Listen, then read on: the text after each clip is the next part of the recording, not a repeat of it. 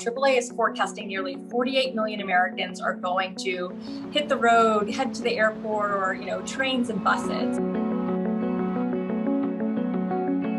It is incredibly busy here at Newark Liberty International Airport. So many people have been coming through here all morning long, and now this is something we are seeing at airports all across this country. The holiday travel rush is officially underway, with the most travelers hitting the roads and skies since the pandemic began. 3.5 million expected to take to the skies. At Atlanta's Hartsfield-Jackson, 1.5 million are expected to travel through that airport alone. Denver expecting similar numbers, and Orlando International Airport expecting just 250,000 less than what it saw before the pandemic even started.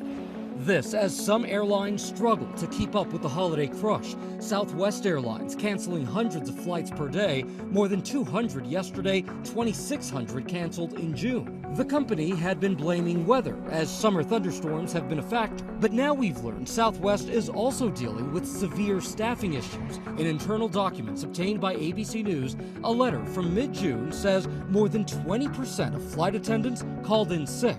It's the lowest morale we've ever seen. Flight attendants are exhausted. They are mentally exhausted. They are physically exhausted. And it's not just the flight attendants. Southwest is facing labor shortages from the ramp to customer service agents to our flight attendants, pilots. He says about 900 pilots took a leave of absence at the height of the pandemic. Now they must be retrained before getting back in the cockpit. Overnight, Southwest sent to ABC News a statement insisting that these issues are caused by bad weather and very full flights. But they also say this, take a look.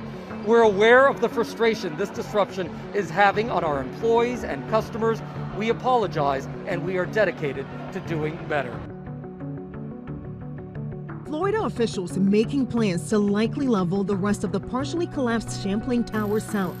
Large columns of the remaining structure shifting 6 to 12 inches overnight Thursday, causing a safety scare for rescue workers. Given our ongoing safety concerns about the integrity of the building, we're continuing to restrict access to the collapse zone. The job has been physically grueling and mentally daunting. The workers pressing on. Some rescue workers also coming down with COVID-19. President Biden thanking the crews for their sacrifice. These folks are always showing up, no matter what.